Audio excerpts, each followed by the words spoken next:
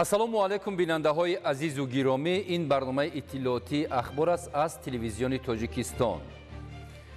Дар шаҳри Самарқанди Ҷумҳурии Узбекистон ҳамоиши Осиёи Марказӣ ва Иттиҳоди Аврупо баргузор гардидӣ. Дар кори он президенти Ҷумҳурии Тоҷикистон, пешвои миллат муҳтарам Эмомалӣ Раҳмон иштирок доранд. ҳамоиш бо истиқболи сарони давлатҳои Осиёи Марказӣ ва роҳбарияти Иттиҳоди Аврупо аз ҷониби президенти Ҷумҳурии Узбекистон муҳтарам Шавкат Мирзиёев ва аксгирии якҷояи роҳбарони давлатҳо ва ҳайъатҳои расмӣ оғоз ёфт. таъкид гардид, ки харитаи роҳ оид ба амиқсозии равобит миёни Осиёи Марказӣ ва Иттиҳоди Аврупо санади калидӣ гардида, ҳамкории байниминтақавиро танзим менамояд. Tojikiston Respublikasi Prezidenti Emomali Rahmon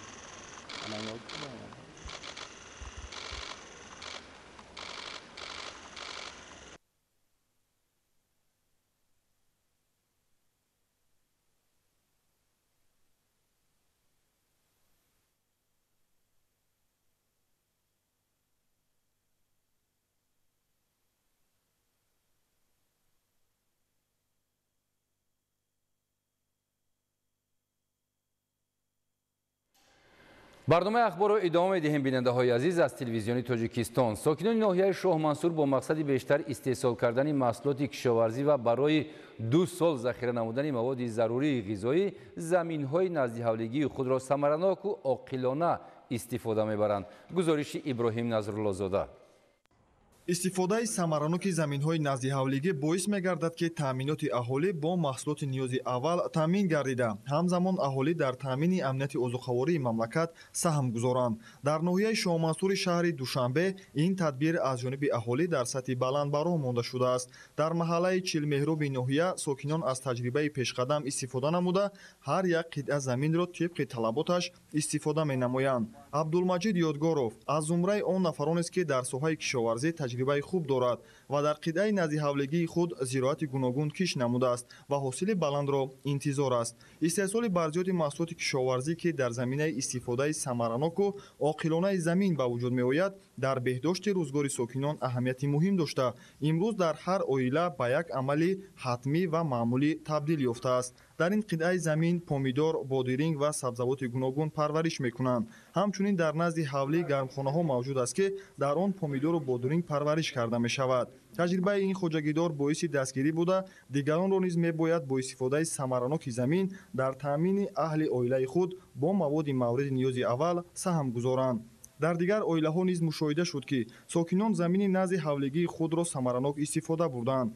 имрӯзҳо дар ноҳия барои кишоварзон шароити зарурӣ муҳайё гардида, онҳо дилхоҳ маҳсулоти кишоварзӣ аз лиҳози иқтисодӣ манфиотоварро кишту парвариш менамоянд. таъкидҳои пайваста ва раҳнамусозӣ роҳбарияти олии давлат ва ҳукумати ҷумҳурии Тоҷикистон дар самти оқилона истифода бурдани замин имрӯз сармашқи кори кишоварзони мамлакат аз ҷумла деҳқонони ноҳияи Шоҳмансур қарор гирифтааст. аз рӯи тавсияи мутахассис амал намудану риоя кардани талаботи кишт ва парвариши зироати кишоварзӣ асоси серҳосилӣ мебошад ва ин раванд дар тамоми хоҷагиҳои кишоварзии ноҳияи Шоҳмансур дар сатҳи зарурӣ ба роҳ монда шудааст.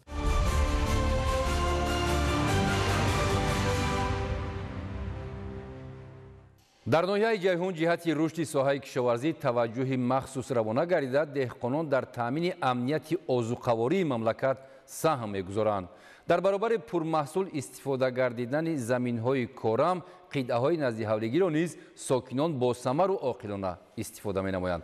шарҳи бештар дар таҳияи Самандаршоев ва Искандари Саид. баробари майдонҳои васеи корам, ҳамзамон қитъаҳои наздиҳавлигии сокинони ноҳияи ҷайҳун пурмаҳсул ва мақсаднок истифода мегардад. кенҷагул шерова як тан аз сокини ҷамоати деҳоти истиқлоли ноҳияи ҷайҳун ки замини назди ҳавлигиаш 20 сотихро дар бар мегирад ҳамасулат дар он зироату сабзавоти гуногунро кишту парвариш намуда ҳосили онро ҷамъоварӣ карда аз он ҳисоб зиндагии худро пеш мебарад. кенҷагул шерова барои таҷриба бори аввал дар гармхона кишти полезиро ба роҳ мондааст. нашъунамои хуби полезӣ гувоҳӣ аз он медиҳад ки нисбат ба заминҳои кушод дар шароити гармхона сабзиши дилхоҳ маҳсулот беҳтар мебошад. ин зани меҳнатдӯст тӯли чанд сол аст ки ба кишту кори зироату сабзавоти гуногун машғул гардида дар ин самт таҷрибаи бой андохтааст. қитъаи наздиҳавлигии ӯ имрӯзҳо побанди сабзавоти гуногун ва кӯчатҳои помидору бодиринг, қаламфури ширину тез ва дигар анвои кишоварзӣ буда дар ин баробар атрофиёнро бо ниҳолони сабзавотҳои серталабот таъмин менамояд. зиндагии хонаводаи кенҷагул шерова маҳз аз обилаи дасти аҳли оила ба хусус худи ӯ пеш бурда мешавад, зеро ин бонуи меҳнатдӯст тамоми вақти холигии хешро дар кори хоҷагидорӣ сарф менамояд. сол мешавад ки замини наздиҳавлигии худро самаранок истифода бурда аз он ҳосили хуб ба даст меорем. Имсол мо дар 4 гармхона аз ҷумла кӯчати помидор, бодринг, қаламфур, дигар зироатҳо ба роҳ мондем. Бори аввал аст ки мо дар ҳамин гармхонаи худ кӯчати тарбузро ба роҳ мондем. мушоҳида мешавад ки хуб нашъунамо ёфта ҳосили хуб ҳам мегирем. меҳнат ин як шараф аст. меҳнат кардан хуб аст. дар замин меҳнат кардӣ ҳосили хуб ба даст мегирӣ, зиндагии худро беҳтар мегардонӣ. натиҷаи меҳнати дилгармонаи ин оилаи заҳматписанд дар баробари таъмини эҳтиёҷоти рӯзгори хеш бозорҳои гирду атрофро бо маҳсулоти тару тоза рангин менамояд. тавре мушоҳида кардем маданияти баланди истифодаи қитъаи наздиҳавлигӣ дар ин хонавода риоя гардида бо дидани он табъи касб болида мегардад. қитъаи наздиҳавлигии кенҷагул шерова 20 сотихро ташкил дода дар 16 садяки он гармхона бунёд ёфтааст ва дар боқимонда замин бошад ҳамасола картошка кишт менамояд. айни замон дар гармхонаҳои ӯ ниҳолони помидор, бодиринг, қаламфур, каду хуб нашъунамо гирифта ҳамарӯза ба коркарду нигоҳубини он саргарм мебошад. таъкидҳои пайвастаи пешвои миллат муҳтарам эмомалӣ раҳмонро дар самти истифодаи замин ва захираи маҳсулот барои 2 сол сокинони ноҳияи ҷайҳун машқи ҳаррӯзаи кори хеш қарор дода заминҳои корамро пурсамар истифода бурда сатҳи рӯзгорашонро аз ин ҳисоб сол аз сол беҳтару хубтар мегардонанд. Самандаршоев, Искандари Саид, ноҳияи ҷайҳун, ахбор.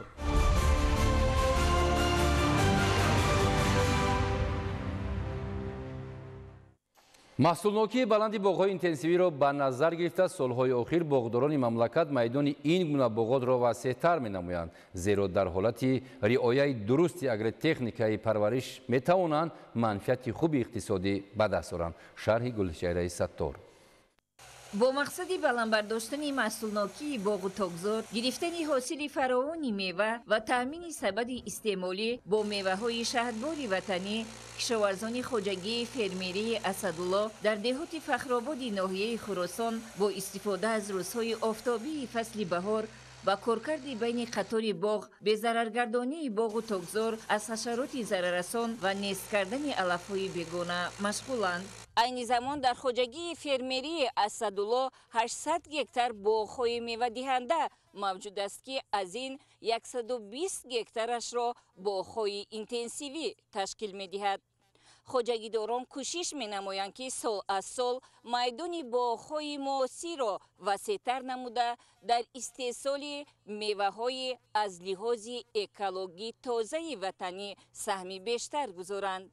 шароити табиии ин мавзеъ имкон медиҳад ки хоҷагидорон аз парвариш ва нигоҳубини боғҳои интенсивӣ ва маҳаллии себ ки дар маҷмӯъ 300 гектарро ташкил медиҳад ҳосили фаровон ба даст доранд. сарчашмаи зиндагии мардум аз замин аст. хоҷагидорони хоҷагии фермерии Асадулло дар заминҳо фаъолона меҳнат мекунанд ва ба ғанӣ гардонидани бозорҳои маҳаллӣ, бозорҳои ҷумҳурӣ саҳми беандозаи худро доранд. имрӯзҳо дар ҳудуди ҷамъиятиёти Фахробод корҳои саҳроӣ дар авҷ аст.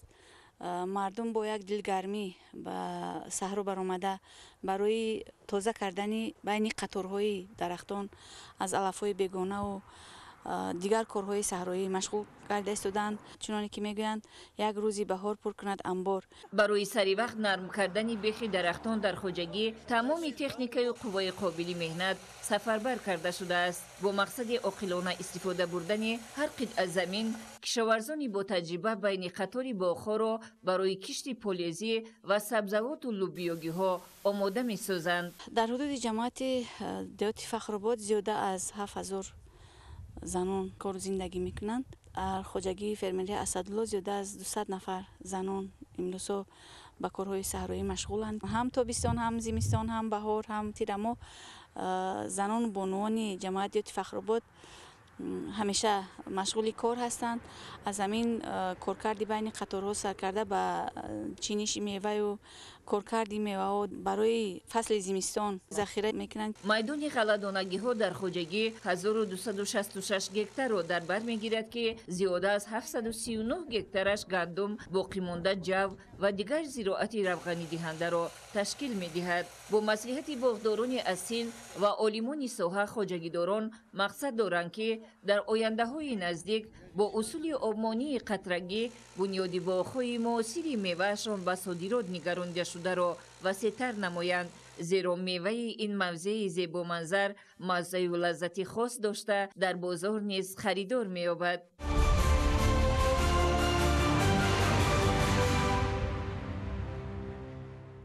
توجیکستان و ازبکستان دو کشوری با هم دوست و همسایه همکاری را در ساحه کشاورزی تقویت می‌بخشند. در زمینه روابط سودمند ماه اکتبر سال 2024 در فیلیال انستیتوت زراعتکاری اکادمی علم‌های کشاورزی تاجیکستان در ولایت سوغ در میدان 13 گکتار کشت گندم سوپر الیتای اختراع انستیتوت علمی تحقیقاتی غله و لوبیاگی‌های وزارت کشاورزی جمهوری ازبکستان به راه مانده شد. مقصد از عملی نمودن این تدبیر به راه ماندن تبادل تجربه بین عالمان ساحه و تأمین خوجگیداران با تخمی‌های سرحاصل گندم ارزیابی می‌شود. تفصیلات بیشتر در گزارش عبدالوهاب عبدالستار و الیاس باباجان. توجیکستان و ازبکستان عالمان ساحه کشاورزی در سمت استحصال غله تیرماهی و جاری کردن تکنولوژی اینتنسیوی پرورش گندم همکاری علمی تحقیقاتی را به راه مانده برای نائل شدن به دستاوردهای نظررس از دانش و ملکه همدیگر استفاده میبرند. در دایره روابط سودمند تصمیم کشت و پرورش گندم سوپر الیتای اختراع انستیتوت علمی تحقیقاتی غله و لوبیاگی‌های وزارت کشاورزی جمهوری ازبکستان در مساحت 13 گکتار زمین فیلیال انستیتوت زراعتکاری اکادمی علم‌های کشاورزی تاجیکستان در ولایت سوغد عملی کرده شد. از این نشان دهنده 1.5 گکتار را قطعه نمایشی تشکیل داده عالمان هر دو کشور از ماه اکتبر سال 2024 روند نشأونمای زراعت را در شرایط آب و اقلیم منطقه همه‌جانبه مورد آموزش قرار دادند. این هم به آن خاطر است که در آینده خوجگی‌های کشاورزی ولایت سوغد با تخمی گندم سرحاصل تامین کرده شود. اینک با گذشت بیشتر از 6 ماه عالمان ساحه در چوربینی روزی صحرا برای راهبران و متخصصان ساحه کشاورزی شهر و ناحیه‌های ولایت سوغد که اساساً به استحصال تخمی غله مشغولند استفاده تکنولوژی پیشقدم را در پرورش و استحصال گندم عملاً نشان دادند. عالمان ابراز داشتند که عین زمان نشأونمای غله تیرماهی خوب بوده در دوره پنجه‌زنی و نیچرانی قرار دارد. برای آنکه از تخمی بلندصفت استفاده بریم ما باید حتما با اگرتکنیکی پرورش آن رعایت کنیم. بنابر همین امروز عالمان درباره نازکی‌های اگرتکنیکی پرورش غله استفاده گذاشتند، خصوصا پیش از کشت دادن نوری‌های آزاتی و نوری‌های کالیدار و نوری فسفردار رعایت نمودن به معیارهای دادن نوری مینرالی، چون که ما اگر هم فسفر هم کالی هم آزات را تناسبش را رعایت نکنیم مگر حاصلناکی بلند کردن ممکن نیست. برای رویانیدن حاصل بلند گندم استفاده و رعایت کردن قاعده‌های اگرتکنیکی اهمیتی کلان دارد. یکی از شرط‌های اساسی کاشتن تخمی خوشصفت و سرحاصل و به کسلی‌ها تاب‌آور به حساب می‌رود. بنا به تاکید عالمان موافق بودن اقلیم کشت با صفت گذرانیدن شدگار از علف‌های بیگانه تازه کردن زمین، دادن آب و غذا، سری وقت بردن مبارزه بر ضد حشرات ضرررسان باعث فراوان حاصلی می‌گردد. ما تکیه به علم می‌کنیم، البته با تمامی عالمانی که در این ساحه کوشش دارند، جد و جهد دارند، با آنها همکاری نموده بواسطه با اشتراک آنها با مسئولیت آنها در پیشبرد زراعتکاری سهم خود را میگذاریم.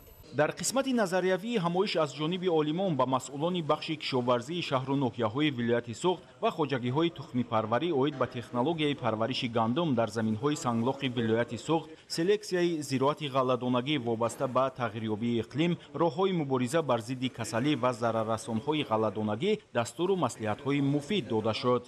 تاکید گردید که همکاری با عالمان برای رشد ساحه کشاورزی خصوصا در بخش غله‌کاری زمینه مساعد را فراهم می‌آورد و دهقانان با استفاده از مصلحت و مشورت علما اساسناک در سمت کشت و پرورش زراعت خصوصا استحصال گندم و دستاوردهای نظررس نائل می‌گردند. عبدالوهاب عبدالستار، الیاس باباجان، ولایت سوخت، اخبار.